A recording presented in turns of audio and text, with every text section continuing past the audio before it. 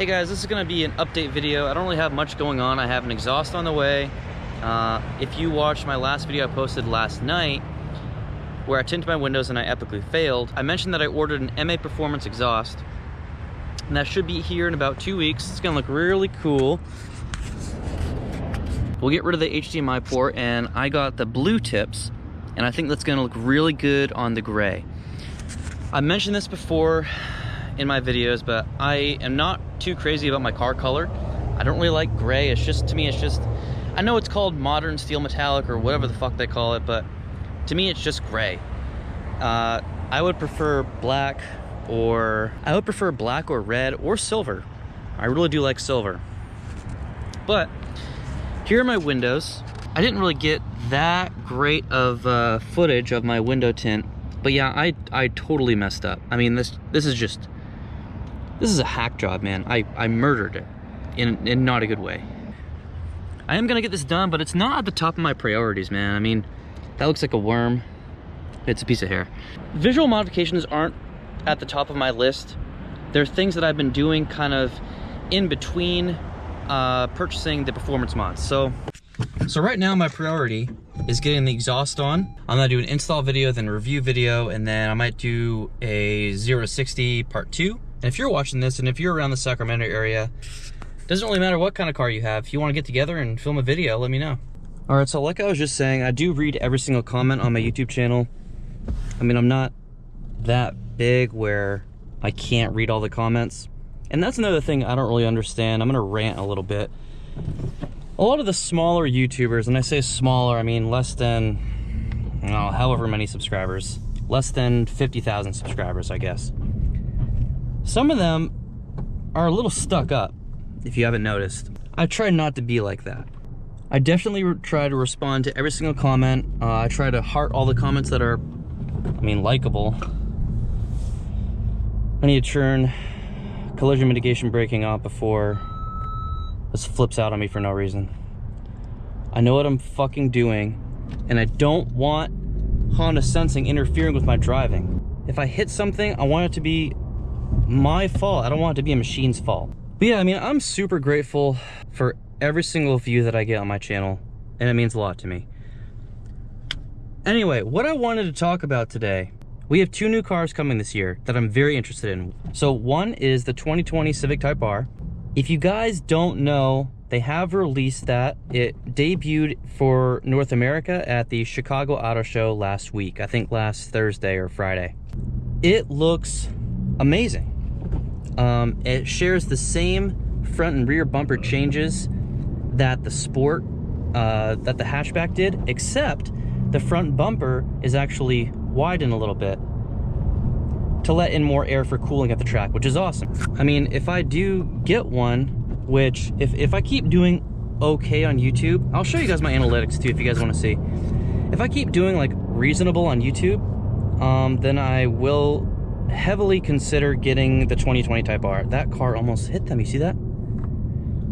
Yeah, I will definitely consider getting the Type R. There really aren't many quality Type R YouTubers online right now. This traffic sucks dick balls right now. I want to get some good acceleration for you guys because it's super fun, and I do it anyway, so I might as well get it on video. I mean, I go hard on this car every day. I was telling people at work the other day that I'm pretty sure I floor my car at least once a day. Flexing on everyone with my fucking PRL intake, bro. So the 2020 Type R has this new color called Boost Blue. And the pictures, which I'll show you right here, when we first heard of it, and I think this debuted at the Japan Auto Salon or something like that. The first pictures that we saw of it, I wasn't too sure. Like, I didn't think it looked that good. I was excited that they had a lighter blue, but it still didn't like make me crazy over it. And then we got really good footage of it from a bunch of different YouTubers, the Fastlane Car and Redline Reviews and Honda Pro Jason, all of them, at the Chicago Auto Show last week, and it looks really, really good. It looks like a really deep pastel blue, and I think it looks amazing. I think it looks pretty close to the color that's on that Dude in Blue's old Smurf Mustang. I think it looks really good. You know, let's drive in sport mode today.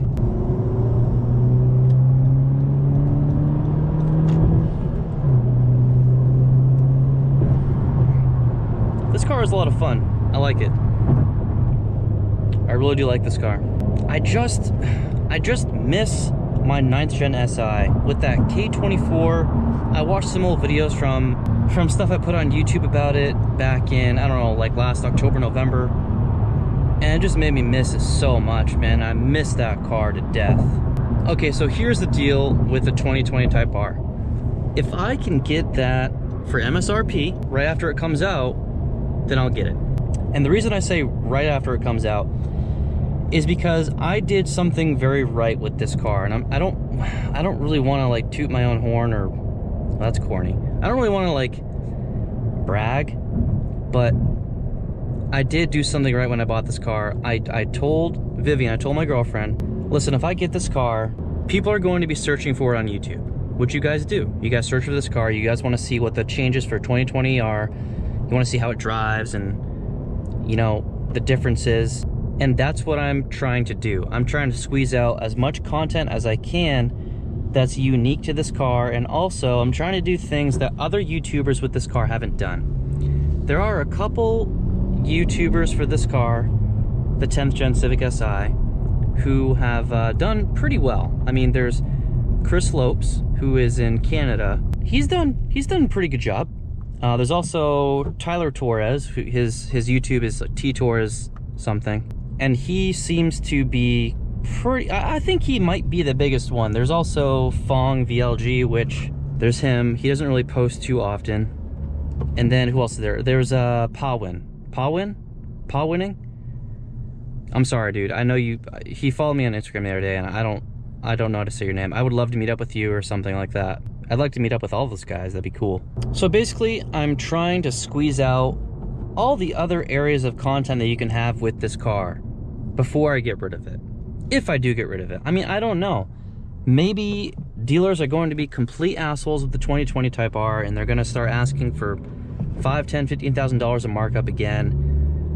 In which case, if I literally cannot find one across the entire country, then I won't get it because I can't afford that. And I'm not doing that well. I mean, I made $291 in January on YouTube, and that's before I have to put aside money for taxes, because when you're a YouTuber, you're like a private business owner, right? That's your business. So you are in charge of paying taxes. The government doesn't take your paychecks or your taxes out of your paycheck. I think you can configure something into Google. I guess I'm just gonna do it all myself. So need to make sure I put aside like 10%, 11% of each paycheck that I get from them, so I can pay taxes at the end of the year. The last thing I want to talk about today before I bore you guys to death is the 2021 Toyota Supra. They have a 4-cylinder turbo model coming out. I called it.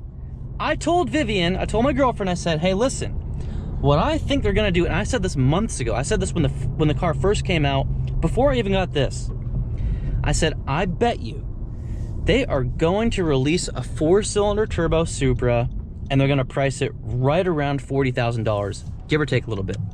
And what are they doing? They're doing just that. They have a 2-liter, oh shit, this guy's coming.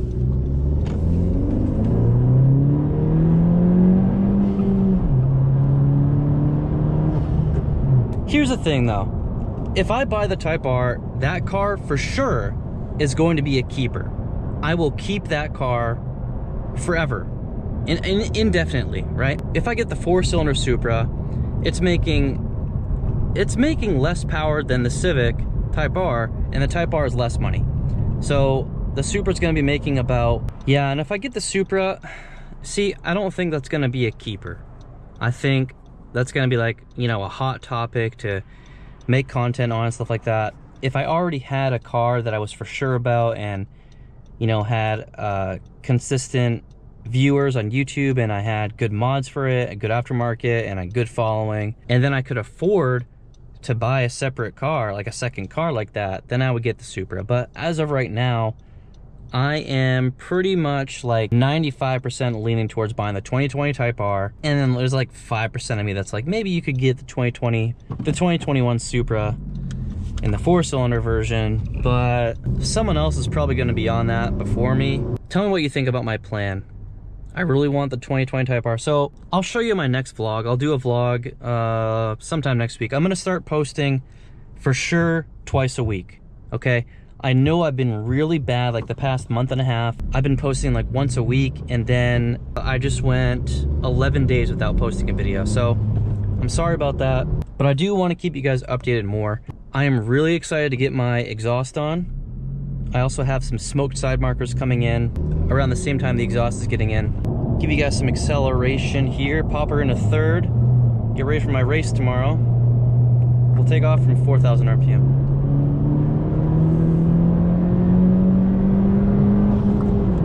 She pulls good, man. She pulls really good. This car actually is, you know what? This car is a lot faster than my 9th gen, for sure. Now, I would rather have my 9th gen just because overall I think it's I just think it's a much better car. I don't know how to explain it exactly. I'll make a video comparing them in the best detail I can. I just miss my 9th gen, man.